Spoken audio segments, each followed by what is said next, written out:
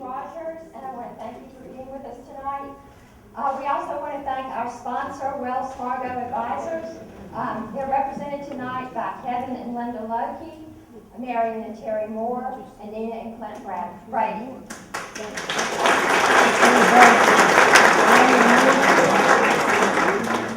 Our speaker, Betty Sullivan, needs no introduction since he's such a popular lecturer here at the Society. I would like to mention the project he's undertaken since retiring from his job as manager of the Sapelo Island Reserve. Buddy is writing a new book about Sapelo. What number is it? How many books is this, Buddy? Lost count, 18. This new book will be a comprehensive history based on 30 years of research on the island. Local photographer Ben Gallen, who collaborated with Jingle Davis on the popular book Island Time, will provide beautiful color photographs to go along with the historical photographs that'll be in Betty's book. And this book will be available probably in summer of 2015. Also, for those of you who have not heard Betty's lectures on coastal history, please check our next newsletter, which will be mailed in a few weeks for information. The series of 6 lectures will begin on January 13th. I hope all of you enjoyed Jamil's lecture last week about Charles Lindbergh. It was a stimulating introduction to the series and gave us the big picture. He gave us the big picture by describing American life in the 1920s and informing us about the most beloved hero of that decade, Charles Lindbergh. Tonight, we will bring things closer to home and hear about a local hero.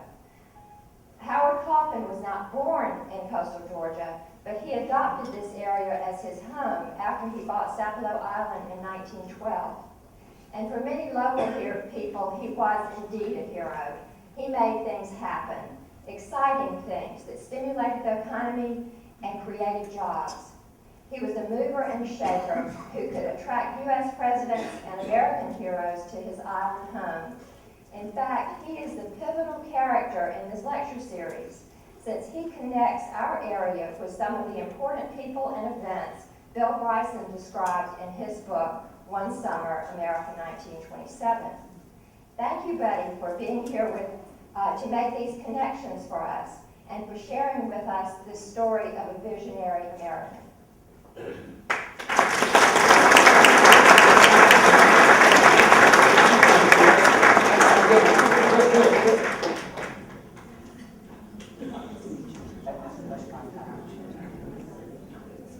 Thank you, Mimi. I always ask Mimi and anybody else to keep the introduction short. I don't like long introductions. You're not here to hear about me. You're here to hear about the subject matter, Howard Coffin. It is really a joy. I love this. Is my favorite place in all the world to do programs because it's such always enthusiastic audiences, and the room seems to fill up, just about every time. So it's just so much fun, and it tells me that people on and around St. Simon's Island and Jekyll and the Brunswick area and the Golden Isles have a thirst for history. And I think it bespeaks very well of every one of you in this room now and people who've been to the other lectures. I think it does show that there is an ongoing interest about where we came from, where we've been, and a little bit about where we are now and where we're going. It all comes together with history, and history is tying together with the past and how it appertains to the present as well as the future. My subject tonight is I hope you'll bear with me. I know a lot about Howard Coffin and his connection with coastal Georgia, but I have never done a program about Howard Coffin. So you're in for a first. I can talk about Howard Coffin till the cows come home, but never have I done it in this sort of situation. So bear with me. I think we'll have a good time with this. This will be a lot of fun. Any of you who know Brunswick and the Golden Isles, that grew up here like I did, one of the earliest people, the first people you hear about is Howard Coffin. There's Howard Coffin Park. And there are buildings named after Howard Coffin on the campus of the local college. The Howard Coffin name is on streets, and is a very much part of our local legacy. But not everybody understands just what kind of contribution he made to our immediate area. When I began researching the history of coastal Georgia and writing about it 25, 30 years ago, Howard Coffin was always in my mind, but I never quite had an understanding of the contributions that he made to our local area. To me, Howard Coffin is the true unsung hero of early 20th century coastal Georgia. His legacy is long and it's very large, but oftentimes we do not think of Howard Coffin as being one of the key players, a visionary, as the title of my talk implies, for coastal Georgia, and more specifically for St. Simons and Sea Island and Sapelo. He came to coastal Georgia with an idea, and he had a plan that evolved as time went along. He didn't come to coastal Georgia in 1912 and say, I'm going to really change up a bunch of stuff. He fell in love with this area, and as time went along, he began to expand his ideas and his vision. Those of you who have heard me speak before know that I am also a great admirer of James Hamilton Cooper of Hopeton, and John Cooper of Cannons Point, and Thomas Spaulding of Sapelo. These are all 19th century antebellum plantation contemporaries. They were visionaries.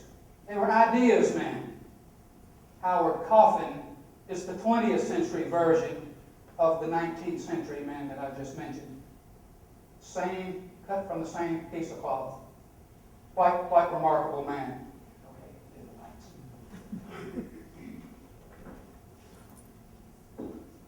I'm not sure if this slide is later on in the program or not, but several of you have asked about this image. That is Howard Coffin standing on the banks of a Cattle Creek on Sapelo, talking about oystering, because he was big into oystering, as I will mention here in a few minutes. And so he was one of the real pioneers of the oyster harvesting industry in coastal Georgia. He was born in 1873 in West Milton, Ohio, and as Mimi pointed out a moment ago, he was not a native Georgian. He was a Midwesterner, grew up in Ohio, and attended the University of Michigan, and he was an engineering student, which would pay great dividends for him in his early career and then as time went along with his endeavors in coastal Georgia. Very attractive young man, a brilliant young man. He was an honor student at Michigan in the field of mechanical engineering and related subjects. And early on, he decided he wanted to be on the ground floor of a new and booming industry that was just in its infancy and beginning to grow. And that was the automotive industry. And shortly after graduation from the University of Michigan, he and his friend Roy Chapin went to work for a man named Augustus Olds in Detroit. And Augustus Olds was the head of the Oldsmobile Motor Company. And this is where Coffin really got his first exposure to automotive design, engineering design, and he became quite capable, one of the leading automotive engineers in that period of time. He and his friend Roy Chapin and several others that worked for Mr. Olds eventually went into business for themselves. And they formed a company that became the Hudson Motor Car Company. And there's Howard Coffin on one of the very early models of the Hudson car that he designed. He and Roy Chapin were involved in this new company that they formed and called the Hudson Company. But boy, they've come a long way since then, haven't they? I look out in the parking lot and I say, yeah, we've come a long way in 100 years, or a little over. But he was very good at what he did, and he formed friendships and business alliances with people like Henry Ford and others in the Detroit, because all of these men were in this thing together. This was a new thing, a new industry. Nobody was even sure how it was going to take off, because the vast majority of people in the first few years, the late 1890s, the early 1900s, were still horse and buggy. We all know that. And so when you see Howard Coffin sitting in one of his early models there, you can kind of wonder, wow, How can that get very far? Well, they got a little better as time went along. Coffin and his colleagues at Hudson began to get quite innovative, and he began to be quite successful. And so the cars got a little more advanced, a little more technology, a little more refined. And so there you see him in a later model of the Hudson in the very early 1900s. And pretty soon he was designing roadsters and motor cars and even race cars. And it was the racing cars that got Coffin's interest while he was in Detroit. And that's what really brought him to coastal Georgia. In 1910, Coffin and some of his colleagues, along with his wife Matilda, came to Savannah to partake in the automotive races. He was not a race car driver himself, but he was representing Hudson, which had cars involved in the races. And the Vanderbilt Cup automobile races were held in Savannah several times during that era. And so Coffin came to Savannah to the races there in Savannah. And while he was in Savannah, he and his wife Matilda were invited to an outing on nearby Skidaway Island, which is near Savannah. And for the first time, Howard and Matilda Coffin were exposed to the joys of coastal Georgia. I can imagine them standing there, perhaps on the bluff, and taking in the deep smell of the salt marshes. They were hooked. Because who hasn't been hooked by the smell of the salt marsh? We all have. I grew up with it, and it's a smell that we associate with our Tidewater coast. It's the greatest smell in the world. Don't ever smell the swamp. People come here for the first time and say, how do you stand the swamps and all this stuff? I just roll my eyes. It'll grow on you. But they loved the coast. They fell in love with the coast. And so a couple of years later, they began looking around for property. They wanted a winter home in coastal Georgia. And they found out that right here in our immediate area, amid the salt marshes and the tidal creeks and rivers, was land available. And that happened to be Sapelo. And Sapelo, of course, is the next major island north of St. Simon's. And it was in a situation where it was divided up into 4 or 5 different segments of ownership, but Coffin and his representatives, he had several agents, including one, the mayor of Savannah, who was a friend of his, interceded and talked to some of the owners of Sapelo, and lo and behold, it came together. And so Coffin was able to buy Sapelo, and he acquired the island in 1912, brought all of the different ownerships together, and paid $156,000 for Sapelo Island. And this was the Spalding House on Sapelo that was in dire shape at the end of the 19th century. But a group from Macon, Georgia, the Macon Sporting Club, called the Sapelo Island Company, run by a group of hunters and fishermen from Macon, bought the south end of Sapelo and it reconfigured the Spalding House and made it livable again. And so this is what the house on Sapelo looked like when the Coffins bought the island in 1912. And so they had a ready-made place to come, and they loved it, and they began coming as a seasonal sort of thing from Detroit. But as time went along, they began to like the island so much they began spending more and more time on Sapelo, even in times when Coffin was still able to manage his automotive affairs even remotely on Sapelo, long before the days there was an internet, or barely telephones, I guess. But this is the Sapelo house as it looked when the Coffins first bought the island. One of the first things they did was install a swimming pool in the front yard. And many of you have been to Sapelo and seen the house. Of course, the house doesn't look like that at all anymore, but this pool is still certainly right there, right in front of the house. And that's Mrs. Coffin standing there in front of the house. And so they began to add amenities to the house, 1913, 14, 15. And to make the island, something like what they wanted to live in. One of the important things that we need to remember about Howard Coffin was his personality and his reaching out to people. And at that time, there were about 350 to 400 African Americans living on Sapelo Island in their own privately owned lands. After the Civil War, many of the freed slaves had purchased land and property from the Spalding heirs and others on Sapelo. And so they had their own communities and enclaves and pockets of population all over the island. And one of the first things Coffin did was reach out to the residents of the island and And this picture you see here at the Sapelo house, it was an occasion where Mr. and Mrs. Coffin had invited the entire black population of Sapelo to the house, and it was sort of like a meet and greet sort of affair.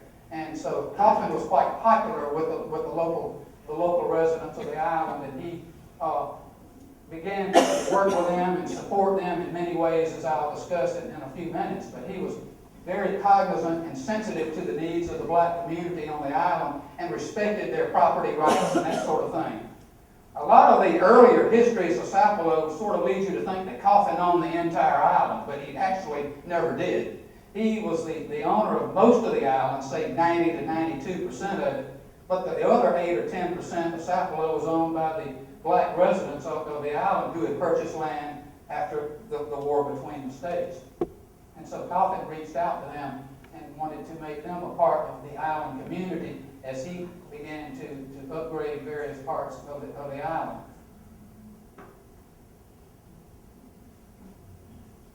One of the things that people forget about Coffin was his great innovative ability. As I said, he was brimming with ideas all the time. And a lot of things that people don't, one of the things that people don't know about Coffin or are aware of was his close association with aviation. Because aviation was coming along about the same time as automobiles were in the late 1800s, the very early 1900s. And so when World War II came, America's participation in World War II began in the spring of 1917, and the War Department in Washington, fully aware of Coffin's engineering skills and his ability to design and build automobiles and even airplanes, Coffin was brought into Washington to serve on the War Services Board with the Department of the Navy and the Army War Department to design military vehicles and boats and naval aircraft and that sort of thing that played a role in the defeat of the forces, the enemy forces in Europe, on the European front when America went to war. So for about 2 years, 2.5 years, Coffin was sort of out of the mainstream of coastal Georgia. He spent most of his time in Washington or Detroit, where he oversaw the manufacture of a lot of these items, these war materials, for America's participation in the war. So he was really not much involved with Sapelo at all during the World War I period. But after the war, he and Matilda came back to Sapelo, and they made their decision to make Sapelo and coastal Georgia their permanent home. They liked it here so much they formed friendships and alliances with the people of the area of the coast, and they loved it here. And so this was at the point after the war that Coffin began to really expound and expand his vision. He realized that there was great potential to be had in areas that were sort of isolated or rural, thinly populated and whatnot. And this was at a time when the war was over and there was money to be had. The Roaring '20s we've all heard about began. And so the economy was booming, and America had emerged from World War I as the most powerful nation on earth, even superseding Great Britain as the leading military and economic power. And Coffin was all a part of that. Coffin was very much involved in that industrial awakening that really had begun in the late 1800s, but it manifested itself as a result of the great ramp-up for war participation in the years 1917 to 18. So he began to build infrastructure on Sapelo. He wanted to find ways to develop the island, bring Sapelo into the 20th century. And so he began to employ the African Americans on Sapelo. Many African American residents found employment with Coffin and his vision. He began farming operations. This is, by the way, those of you familiar with Sapelo and have been there, this is exactly where the University of Georgia Marine Institute, what campus is right now, the Quadrangle. And the buildings there were built by Coffin, and then they were later demolished by R.J. Reynolds and rebuilt into the present buildings on that quadrangle. He dug artesian wells. He was, with his engineering knowledge and his engineering inquisitiveness, he really implemented his ideas about well drilling and road building and infrastructure development and construction of new houses and offices and that sort of thing.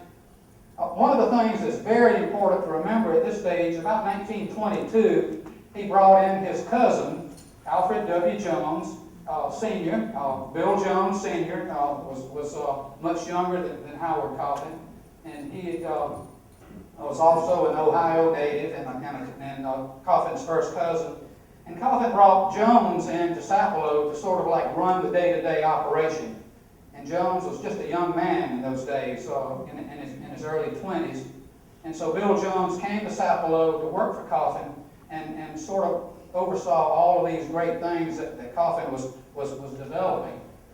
Coffin had the ideas and he had the vision, and it was Bill Jones who carried things out and made them happen for Coffin on Sapelo, as we shall see later, certainly at Sea Island. And so Bill Jones, working with people like Paul Garner and other locals there in that area, began to implement Coffin's vision. And so that you see dynamiting of ditches. The idea was to develop agriculture, irrigate fields with fresh water through a series of new irrigation canals. Coffin started a boat building business on Sapelo because many of the African Americans on Sapelo were very skilled boat builders. They knew how to build boats and fishing craft. And so on the south end of the island, Coffin began a marine building yard, boat building yard, and he built fishing craft. And in line with that, he started a cannery. He began to start processing oysters and shrimp and hiring the local Sapelo Island residents to run these facilities and to go out and catch the shrimp on his boats and harvest the oysters and then process them at the cannery on Sapelo and market them on the mainland. So this was not really money making for Coffin. This was just Coffin with ideas, doing stuff and helping other people in the process to make a good living. The South End dock where the Marine Institute is now, which at one time before Marsh Landing was built was the main dock on Sapelo, the main access. The view is looking south toward Little St. Simons. In 1920 or so, after Coffin had returned from Washington and he and Matilda were entrenched on Sapelo pretty much full time by now, they made a decision to completely rebuild the main house. And so he brought in his architect, Mr. Kahn from Detroit, to develop plans to completely modernize and really actually rebuild the Sapelo Mansion, originally built in 1810, over 100 years earlier by Thomas Spaulding. Coffin had done his homework. He had researched thoroughly the history of Sapelo and his predecessors that had owned the island, and he wanted to emulate Thomas Spaulding, so he asked his architect to design the house in such a way that it would be very similar to the original Spaulding house, but of course with all the modern conveniences of the particular time of the 1920s. So in 1924-25, most of the work had been completed. The house was ready for full-time occupancy, and there's a lot of stories behind the building of the house. Coffin was very, very meticulous in his detail. Bill Jones would tell the story in some of his memoirs that Coffin would come down from Detroit and see something that had been built on the house and decided he didn't like it, and everything would have to be completely torn down and started over again. And he did this more than one time, apparently, according to Bill Jones's recollections, that he was very detail-oriented and he had to have it just so right. Just like an engineer you would expect from a trained professional engineer such as Howard Coffin. But finally the house was completed in 1925, and this is the way it looked at the time of the completion from the front view there, with the pool and the Italian marble statuary in the pool. The Awakening is the name of that particular statue. Many of you have seen it before. It's still there. And the house does reflect the original Thomas Spaulding appearance of the Sapelo house. And it was quickly regarded by many publications as one of the grandest estates in coastal Georgia. It was a beautiful, beautiful house. And of course, this is the way the house still looks. The house there on Sapelo now still reflects the vision of Howard Coffin, although most people associate the house with R.J. Reynolds, who was the last private owner of Sapelo. But really, that is Howard Coffin's house, and that's what I try to tell people when I do lectures about Sapelo. This is the house that Howard and Matilda Coffin built and designed themselves, and so it completely reflects them rather than and R.J. Reynolds.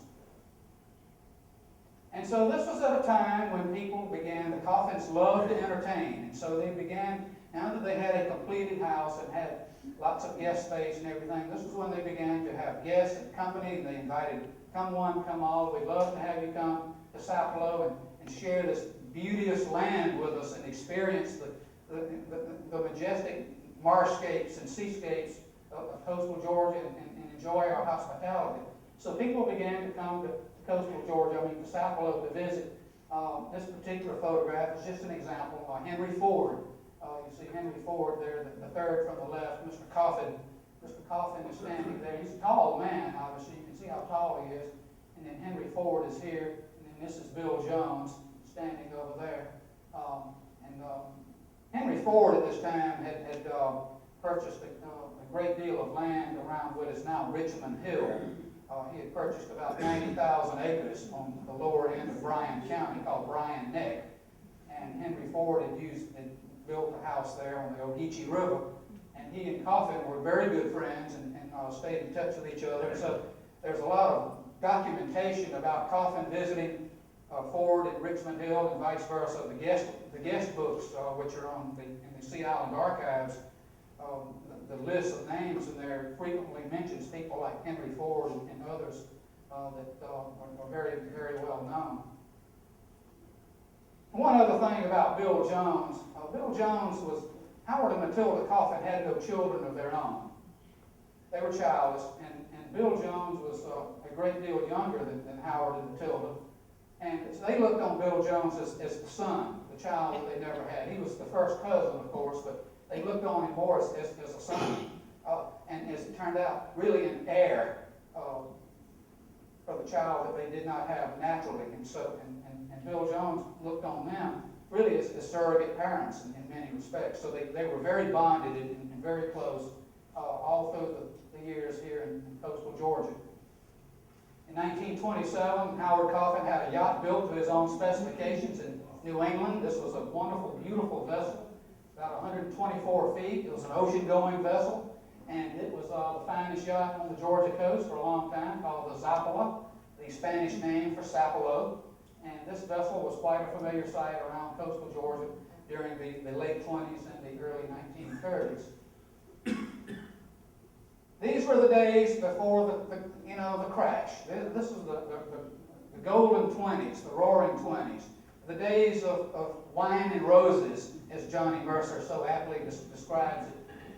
There was a lot of money, and Bill Jones's memoir reflects the fact that it was just a never-ending stream of money coming from Detroit during the buildup of Sapelo. When Bill Jones needed money, all it took was a telegram or a phone call, and a check would come from Detroit, from Detroit's real estate, Coffin's real estate holdings and his automotive holdings and whatnot. So money was never an object, and the living was quite comfortable and easy, and also interesting. Who'd have thought? Go to the beach here on St. Simon's or Sea Island, and you might encounter one of these fellows. These original photographs, many of these pictures I'm showing you here were taken by Howard Coffin himself, who was an avid photographer. And so many of the images you're seeing reflect him. So I can picture Mr. Coffin there on the Sapelo Beach. They're giving the alligator a pretty wide berth there, as is the other man in there. He's not getting too close either. But this has been known to happen on Sapelo. The alligator showing up on the beach, and of course looking for food and whatnot. In 1924, a series of events began that really began to change the entire dynamic for this part of coastal Georgia. And one of the salient events in that regard was the building that year, 1924, from Brunswick of the F.J. Torres Causeway. When the causeway opened in 1924, for the first time ever, people could actually get to St. Simon's by land or road rather than coming by water, which had been the only previous means of access. It used to be you have to take the Emma line or the Hesse from Brunswick and come through the Brunswick River, through the Sound, and down here to the pier on the south end of the island and do whatever you were going to do on St. Simon's. But now there was a causeway coming over to the south end of St. Simons, and that just really opened up all kinds of possibilities. And the first person to seize on those possibilities was our hero. Because Howard Coffin, who knew personally Fernando J. Torres, the engineer, the local Brunswick native who designed and oversaw the construction of the causeway, and all that was going on, the wheels were turning and the ideas were bubbling up in Howard Coffin's mind. Being an automotive engineer, an automobile designer and builder, he understood the potential for highway construction, road construction, and so therefore he began to come up with some great ideas to expand the possibilities for St. Simons and the Golden Isles from the standpoint of outreach and personal promotion and publicity. He and Bill Jones did their homework and began to do some looking around, and it turned out that there was a piece of land that was available for sale called, in the old days it was called Long Island. In the 1800s it was called Long Island, right there off the shoreward side of the upper end of St. Simons. At the time the causeway was built in the mid-1920s, it was called Glen Isle. And there was no road over to Glen Isle from the greater part of St. Simons. And so in 1926, Coffin bought Glen Isle. And there was hardly anything at Glen Isle except some cottages and small residences, seasonal places, some fishing shacks and that sort of thing. But Coffin bought Glen Isle, changed the name of it to Sea Island Beach immediately. And the first things he and Bill Jones did were to implement infrastructure. They had a road built over to Sea Island Beach. They had electrical wiring run over to Sea Island. And so they had to really lay out a plan. And Bill Jones' memoirs talk about Coffin and Jones sitting in the downstairs basement of the Sapelo house, roaring fire going in the wintertime, and they're talking about their vision and ideas for Sea Island and the possibilities and the potential. The backstory to all this is the great and growing development in South Florida. Northern money and affluent Northerners were escaping to South Florida in the early 1900s, particularly in the roaring 20s, seeking refuge from the winters. And so you saw great growth in places like Miami Beach, Boca Raton, Palm Beach, Fort Lauderdale. Places like that were really beginning to develop and grow. And Coffin said, well, you know, all these people are going right through here, going down to South Florida. We can siphon off some of that. Why not give them a reason to come to coastal Georgia and enjoy the amenities that we have to offer here in coastal Georgia? And so that was the genesis of the ideas that Coffin had for Sea Island. So in the very early years, the late 20s, early 30s, this is what it would have looked like from the air with the new road going over to Sea Island. The view is looking north, of course. And this is the Cloister Complex in its very early years. Coffin engaged the services of an architect named Addison Meisner. He was the well-known, one of the most preeminent architects in America at that time, and he designed many of the famous homes and enclaves in the South Florida area, particularly in Palm Beach and Boca Raton. And so Addison Meisner was extremely well known, and so Coffin engaged his services to come and design the Cloister Hotel and to oversee its construction. And so that project began almost as soon as Coffin bought Glen Isle, Sea Island Beach. And so the work began in 1926, carried through 27. And then, as you can see, the construction going on here on the Cloister Hotel. This is in 1927 when this picture was taken. But by the middle part of 1928, the hotel was completed and ready to open. And in the fall of 1928, they opened their doors for the first time. And it was an instant success. Coffin engaged the services of his good friend Charles Redden, who was also one of the managers, the early managers of Sea Island. And Charles Redden was very good at promoting and getting publicity out. And so he had done just an incredible job of getting the word out about the cloister in Sea Island and St. Simons to every news outlet and social organization in the eastern United States. It must have been an amazing PR job in the days before Facebook and professional companies that do marketing and that sort of thing. Coffin and Redden and Jones sort of flew by the seat of their pants on this, but the way they did it was exceptionally well because right from the start it was a success.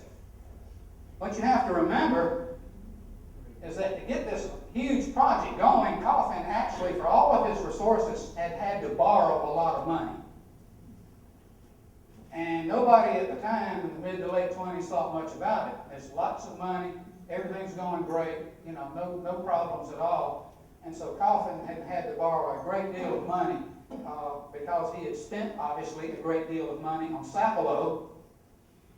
And so with Sea Island right on the heels of all of his things that he was doing at Sapelo, he was sort of like, but there was no inkling of what was to come. It would all be made up very quickly.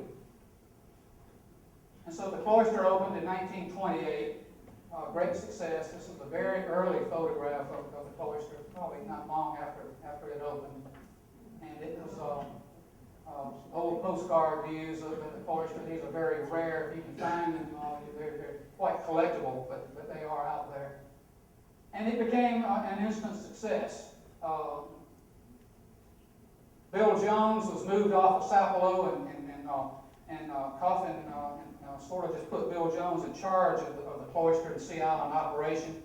And about the same time the cloister opened, Bill Jones married Catherine Talbot, Kit, his long wife of many, many years, the beloved Kit Jones. And the Joneses moved to Sea Island and had a home there, and where he was able to manage the day-to-day operations of Sea Island right from the start. Again, the vision. Coffin and Jones would sit there and they would come up with ideas and they would percolate. And so all kinds of things. They expanded Sea Island not just as a resort for affluent and wealthy people, but they began to develop the Sea Island Company into a growing enterprise to bring people into coastal Georgia for hunting and recreation. They even started a bus line from Savannah to Brunswick and from Jacksonville to Brunswick to bring people in who may not have had their own automobiles and whatnot, because these were railroad centers, and then they could be brought by bus over to Sea Island and the Golden Isles. The ideas were always going. All of this was going on, was doing incredible things for the local economy. Coffin's vision was translating into jobs and economic upbeats and upticks for so many people, and the whole area benefited from it because when the cloister opened and the expansion of the Sea Island activities began to evolve in the late 20s, early 30s, it gave people work. People had jobs and things to do, and there were just all kinds of different things that they did. I mentioned the oyster business. Coffin bought like 20,000 acres of marsh in Glenn and McIntosh counties because he saw the potential for oyster harvesting, and he hired all sorts of people, mostly African Americans, to go out and harvest oysters. And he opened canneries in Darien and Brunswick to market and package oysters, all kinds of things. So he had a lot of things going on all at one time. But of course the centerpiece for it all was Sea Island by this time, by 1928, 29. This was already the centerpiece of his whole vision, both for Coffin and for Bill Jones. One of the other things he did was acquire a tract of land here on the south end of St. Simons, just a few yards west of us here, on the lower end of the old retreat plantation. And he bought that tract and made the Sea Island Golf Course, the Sea Island Golf Club out of that, which it continues to be, and one of the outstanding golf facilities in the United States as it is evolved, where major events are held. But this was the early days of the golf, and this is one of the old plantation buildings, the cotton barn at Retreat that Coffin and Jones had renovated and made into the golf clubhouse, which is still there, of course. And so just another part of the vision they had for what Sea Island could be and what it could potentially be. So people began coming, and they began the marketing campaign, promote Sea Island and St. Simons both as resort destinations. By the mid to late 20s, the highway systems were beginning to develop. Highway 17 had been completed in 1927 through South Carolina, coastal Georgia, and northeast Florida. So people were actually, for the first time, getting out on the roads. And people like Coffin and Jones and Henry Ford realized the potential of the automobile, and particularly Coffin and Ford had made automobiles affordable through assembly line processes of manufacture in the early going. And so when that happened, automobiles became available to just regular folks. And so people began to get on the roads more and more. And roads began to be built to accommodate the increasing numbers of automobiles on the road in the 1920s. And again, Coffin saw this. He knew that was coming, and so he had the plan. And so they were going to come down 17, go over the Torres Causeway right over here to Sea Island and St. Simon's. And so this was all part of the great plan and vision that he had. Sea Island Beach, one of the early brochures for Sea Island. A good way to get the awareness of Sea Island into the national consciousness was to get well-known people here. And this kind of gets me into a whole new tack and a whole new approach in the presentation. Coffin and the people that worked for him at Sea Island realized that it was vital to get publicity and name recognition. So one of the first things they began to do, they got President Coolidge to accept an invitation to come to coastal Georgia. This was in late 1928. The cloister had just opened, and President Coolidge was at the end of his presidential term. He had chosen not to run for re-election in 1928 election in November that year. And so he was leaving office shortly after the first of the year. And so Coffin invited the president and his wife, the First Lady, Grace Coolidge, to come to coastal Georgia and visit with them for a few days on Sapelo.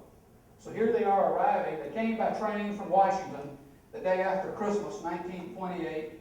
Got off the train at the station in Brunswick, down there off of Newcastle Street near the waterfront, and they were greeted by the Coffins, and the Coffins brought them over to Sapelo, on the Sapelo, the yacht, and there you see the arrival of President Coolidge there at Sapelo. There's an honor guard there to greet him as he gets off there at the Marsh Landing dock there on Sapelo. And so this was a great, great auspicious occasion. The President of the United States. And that hadn't happened very often before. Yeah, way, way, way back, George Washington had come to Savannah during his presidency, and President McKinley and others, and made a, but it's kind of like this was a ballyhooed thing, publicized, big time. President Calvin Coolidge. And so there they are pictured on the terrace of the Sapelo House at the end of 1928, shortly after Christmas. Here's Matilda Coffin, Howard Coffin, the First Lady, Grace Coolidge, and off to the side, for whatever reason, is the President. This is one of the most intriguing photographs I've ever seen to me in all of my presentations. I love this picture because here's the President, who doesn't look very happy either, does he? But suffice it to say, he had a blast in coastal Georgia. He loved it here, and he did a lot of smiling. But he never smiled much for photographs, for whatever reason.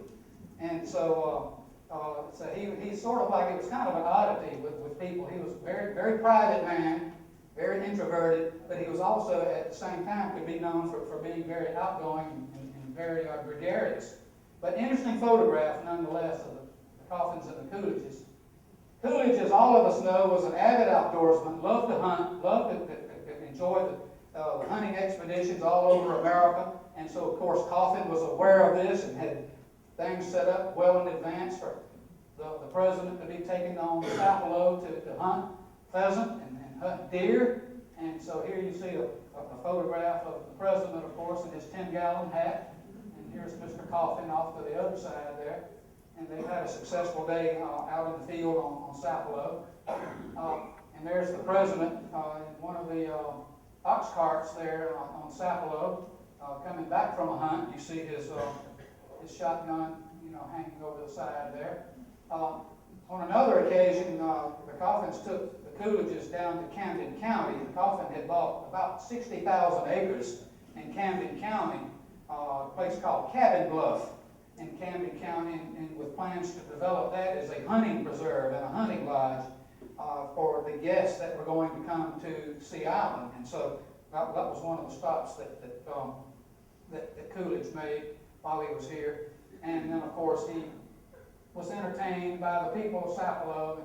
And this picture is interesting. It shows an outdoor rodeo on the beach at Sapelo with the president looking on. And, of course, these are the black residents of the island, you know, doing some riding and bull riding and that sort of thing. And there were races and all sorts of things. And the president and the first lady were highly entertained while they were there.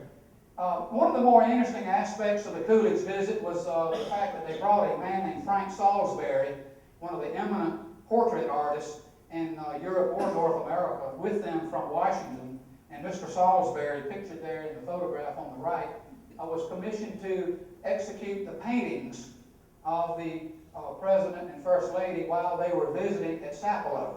So here you see a photograph of Coolidge, unsmiling of course, sitting for his photograph or his portrait there, and of course Mr. Salisbury posing for the photographer, and with the almost finished, or the rudiments of being almost finished of the painting there on Sapelo while the Coolidges were visiting there. The First Lady, Grace Coolidge, also sat for her portrait, as you see in the photograph there.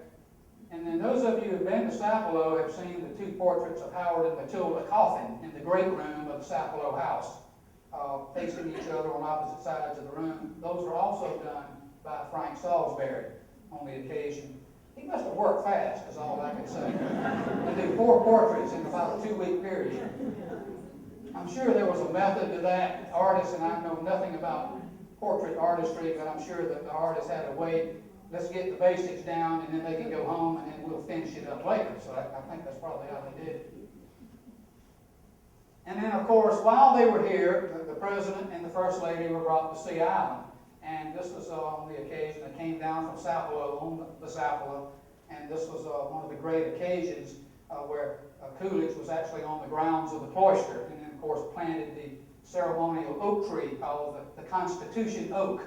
And this began the tradition, the ongoing tradition carried on by the Jones family all through the generations of the history of Sea Island, where well-known personages or national leaders or heads of state from all over the world would ceremoniously plant a young oak tree. And so you go to Sea Island now, and many of you know what I'm talking about. Many of the beautiful oaks over there are still fairly young, but they date back beginning in the late 1920s with the planting of the first oak by President Coolidge. Okay, Lindbergh. Everybody's been talking about Lindbergh, those of you who were here last week. Lindbergh, one of the interesting people, more interesting guests of the Coffins. Howard Coffin and Lindbergh, Charles Lindbergh, were good friends. They were also business associates in the aviation business. They were both aviation consultants. And so Coffin and Lindbergh stayed in touch with each other, knew each other well. Lindbergh was on his way. He was on his way to Washington, D.C. from Miami, Florida. And so he and Coffin linked up by telegram or phone or whatever and said, why don't you stop on Sapelo on your way north? And of course, Lindbergh was flying by himself. He was on the way to Washington, by the way, for the main purpose of announcing to the world his engagement to Anne Morrow. And Anne Morrow had just become engaged to Charles Lindbergh. She was the daughter of Dwight Morrow, the ambassador to Mexico for President Coolidge. So there's all kind of linkages here between the Coolidges and the Coffins and the Lindberghs and all that.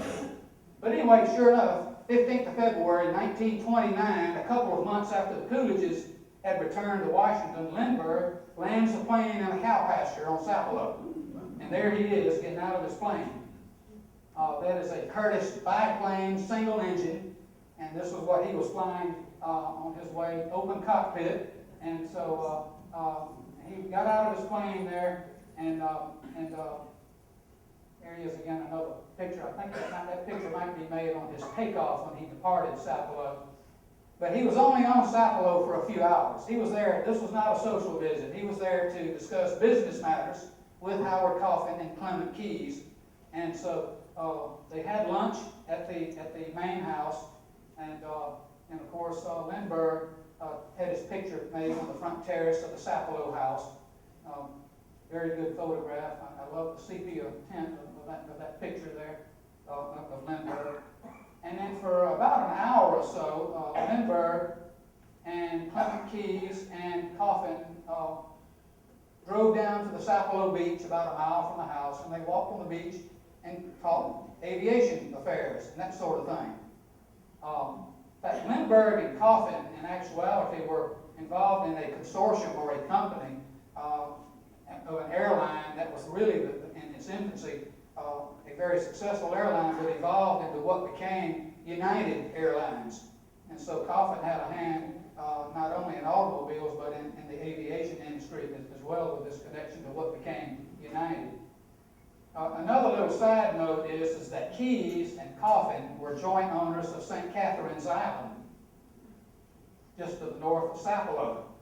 And so it was during this period of time when Lindbergh and his new wife, Anne Morrow Lindbergh, they were invited by Coffin to spend their honeymoon on St. Catherine's, which they did, and had a delightful time on that equally beautiful island at St. Catherine's later on after their marriage.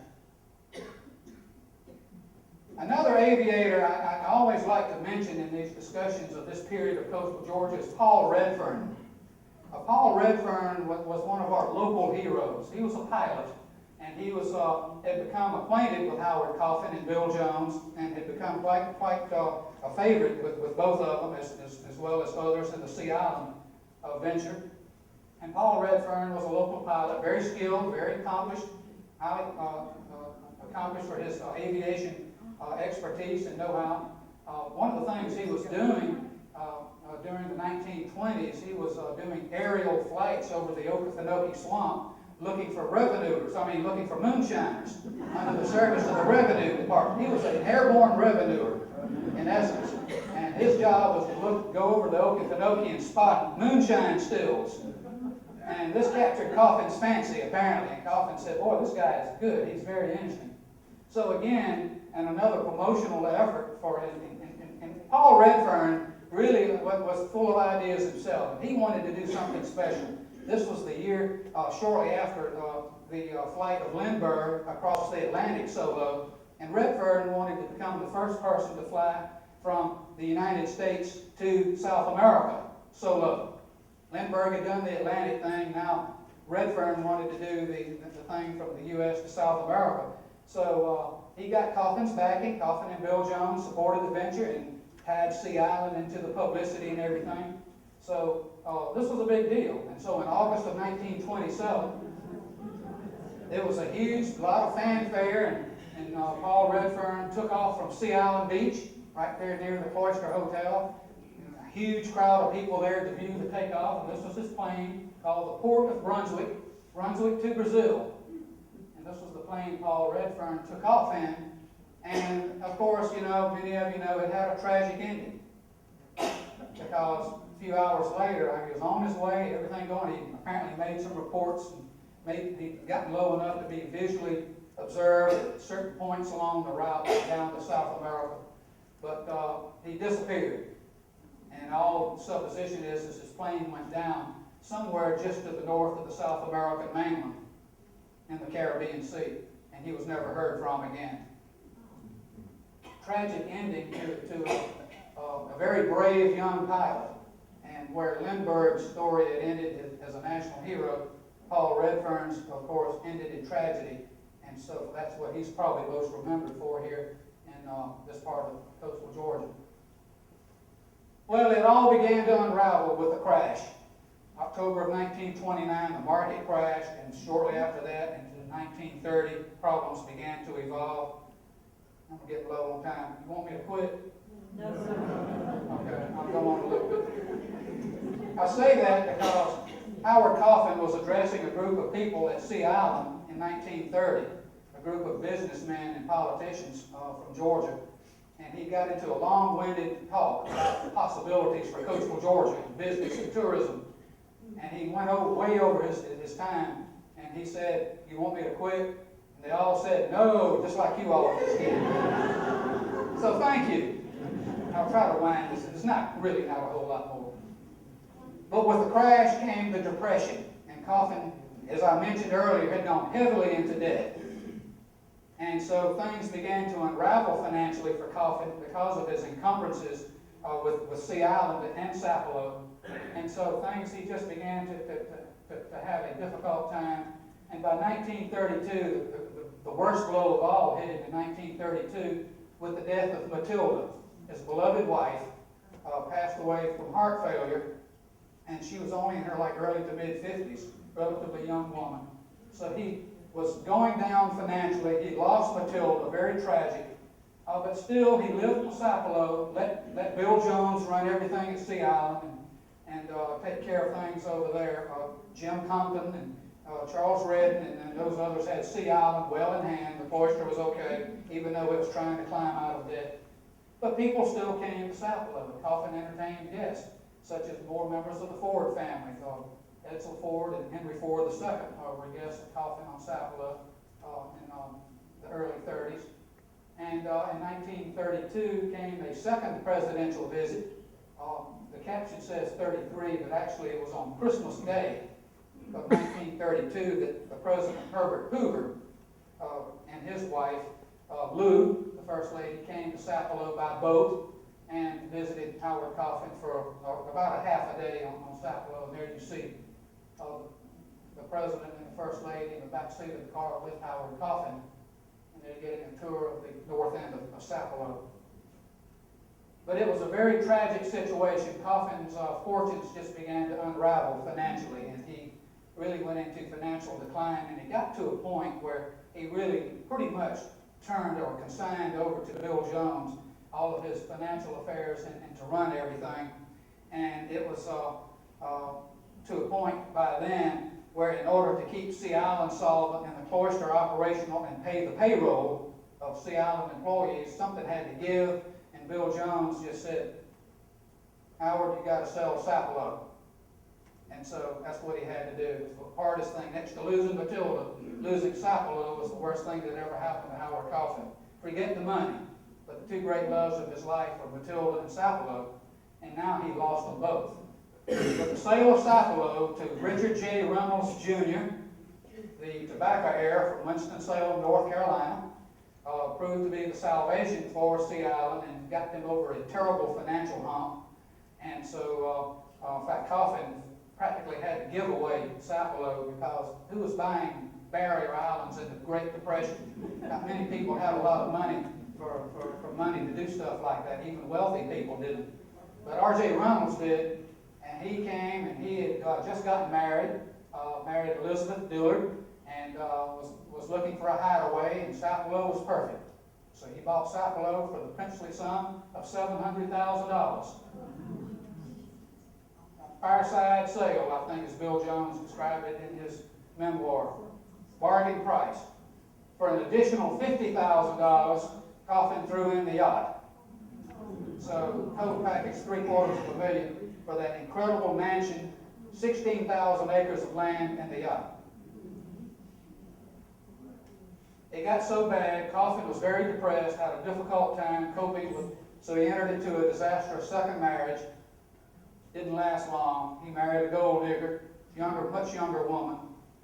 And by 1937, with his financial collapse and his marriage, his second marriage, already a disaster, Coffin took his own life. It was so difficult. 1937, around Thanksgiving of 1937.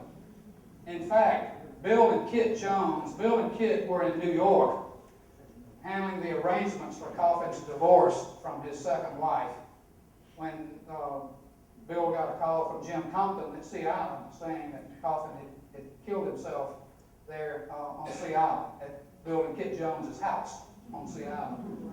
Very tragic. A very tragic and sad end for one of the great innovators and visionaries of coastal Georgia in every sense of the word. His legacy lived on. World War II broke out. The great Liberty shipyard in Brunswick began turning out more Liberty ships than any other port on the East Coast.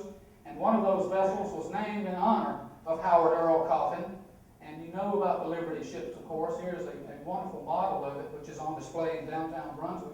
And of course, the Liberty ships were the conveyors of men and munitions to the European and Pacific war fronts in World War II. And they were produced in great quantity in places like Brunswick and Savannah and other ports along the U.S. coast. And one of them was named for Howard Coffin, and the vessel was launched, and there you see Kit Jones with the bottle of champagne christening the Howard E. Coffin at the Brunswick shipyard in honor of Howard Coffin, and the vessel became a great contributor to the World War II American war effort. His legacy lives on in so many ways that we don't even really, we notice it, but we don't attach it so much to Howard Coffin. It's hard to get away from going down the avenue of oaks at the golf club and seeing this natural beauty. And you don't think of Howard Coffin when you make that little drive down there. But this is Howard Coffin. This was part of his vision. The oak trees were there when he bought that part of St. Simon's, but he saw the possibilities for that because he said, this is a natural setting. This avenue of oaks is gorgeous. This is where I want my golf club to be. And Sea Island, of course, survived the Depression and became the premier five-star, five-diamond resort on the U.S. East Coast. And it literally welcomed the world. And again, a testament to Howard Coffin's legacy, which continued to evolve and evolve and evolve until it might have reached a pinnacle of sorts, the all-time peak, and with the great grouping of national or international leaders at Sea Island for the G8 conference in 2004. And this was a signature moment in the history of Sea Island and St. Simon's and coastal Georgia to have all of these famous people here, national and world leaders in our area. And again, how many of us thought about Howard Coffin when this signature event happened? But again, it's another piece of the Howard Coffin legacy to coastal Georgia, and a very, very big one that we'll never forget. So the legacy lives on, and that's why it's a joy and a delight for me to do programs like this, to keep the memory of Coffin alive. This is the boy removing a thorn from his foot. This is the little statue at the grave of Howard and Matilda Coffin. And their plot is at the Christ Church Cemetery on St. Simon's. And you can go there today and see their grave plot, very, very simple grave plot. And that is the marble statue there that epitomizes to me everything there is about Howard Coffin in so many different ways. Okay, I've hit a stumbling block, but I'm going to keep on going. Pick up and carry on and do better. And that was Howard Coffin to a T. But go there and visit his grave. It's a beautiful spot there. Very, very, very lovely.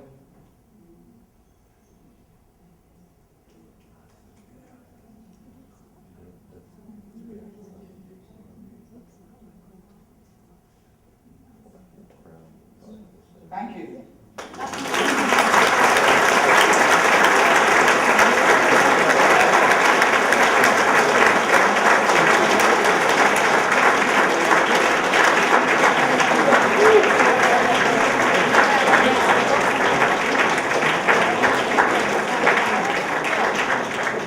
We might have time for a few questions, perhaps, and time for a couple of questions. If some of you have to leave, feel free. That's okay. Any questions or comments?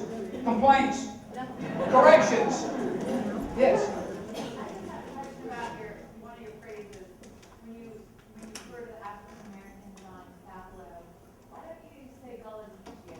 Well, they are Geechee. They're not Gullah. They're not Gullah. Do not. I tell people this all the time.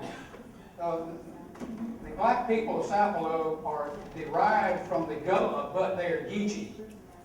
And they call themselves saltwater Geechee. That's important because they're freshwater Geechee and they're saltwater Geechee. The saltwater Geechee are on the islands. The freshwater Geechee are on the river plantations. And so the descendants became freshwater Geechee, saltwater Geechee. The Sapelo Geechee and the St. Simon's Geechee are all saltwater Geechee. But no, you're correct in that. They are Geechee. I stay away from the Gullah Geechee because you're joining. Gullah is primarily related to South Carolina. Geechee or Georgia. And there is a differentiation. It's subtle in many ways, but very true. But for political reasons, I say African American. because I have said Gullah Geechee or Geechee in talks before, and there's occasionally someone will take umbrage with that for whatever reason. So that's the explanation. Some scholars say it relates to Ogeechee River in Georgia, because the first slaves brought into Georgia when slavery was legalized after the colony had been founded. The first slaves brought from South Carolina were brought to the Ogeechee River to begin cultivating rice. Okay? So, some people think Cornelia Bailey of Sapelo, who many of you know or know of, close friend of mine, insists though that it comes from West Africa. It's a West African derivative. And if Cornelia says that's the case, I believe her, because she is an authority and she's done her research on this sort of thing. Yes? One quick question. If anyone who has been to that wonderful mansion, which is now of course called Reynolds Mansion, has seen all the wonderful figures that have been painted on the wall. Yeah, the murals, yeah. Yeah. Which family did that? That's the Reynolds. Yeah, all of the murals, the tropical birds and the plants and everything that you see, and the pirate pictures downstairs, and the circus room upstairs, all of that was done by a man named Athos Manaboni, very well-known bird painter, hired by R.J. Reynolds to do all that. So that part of the house is Reynolds. Good question, Pat. Yeah. One or two more? Anybody else? Yes, in the back. I thought that I read not long ago, you talked about Paul Redford. Yeah. You said there they never heard anything else. I thought I read somewhere not too long ago that they found the remains of his airplane in the Amazon jungle. I have read that too. Yeah, you're right. I have read that somewhere. The part that I read about it was that it had never been proven. That it was not definitively established that that was Paul Redfern's airplane. Probably because he can't get to it. And that could be too, yeah. Most people I've talked to about it that know anything about it theorize that he went down in the ocean. Some kind of mechanical problem or something like that, actually before he crossed into land. He was not far from land when it apparently happened. Redfern Village here on the island, of course, is named in his memory. Just sort of a little side note. Anything else? Y'all are great. This has been fun. We'll do it again.